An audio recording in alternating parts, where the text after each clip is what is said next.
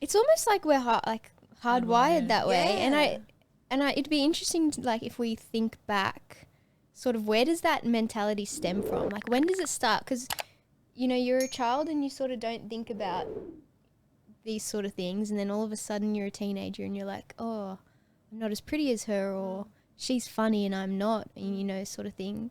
But yeah, where does it come from, and how does it just sort of overtake our lives so easily? I was going to say like it was social media, but then I look back in my life and like literally one of the earliest like remembrance of me being insecure or like thinking how other people perceive me was in, I think, kindergarten.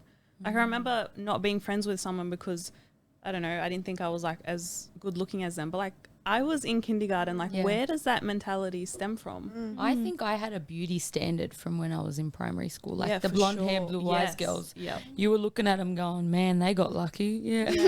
Like and you were because insecurity is all from comparison. And that's where it started really early. But that just goes to show you, like, we're literally born with a sinful nature. Like the fact that we were thinking like that at that age is crazy. It's a heart issue. Like when it comes down to it, our heart is just wired the wrong way, and we're just thinking like things that aren't true. And I don't know where that comes from. It's and I think comparison is discontentment with what you have and what God's given you, which is a sin. You know, God has made us all perfectly. You know, the Bible says we're fearfully and wonderfully made, and that he knit us together in our mother's womb.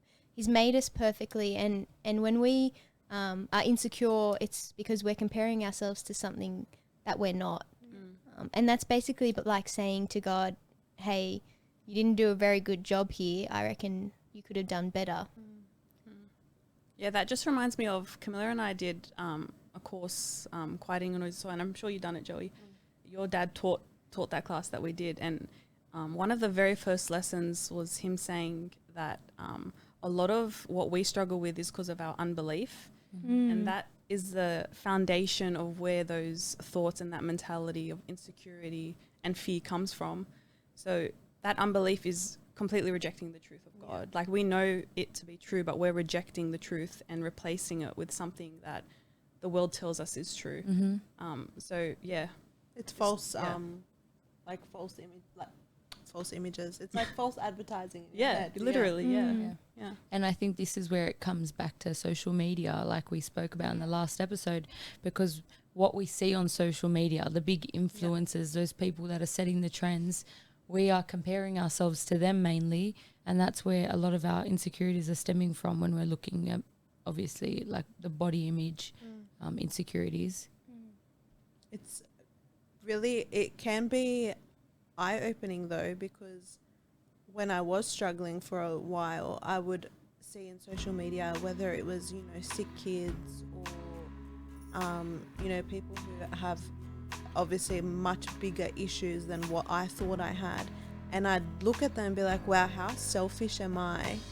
I'm not content with how perfectly healthy I am, and these people are not even complaining. Like, it puts it into perspective a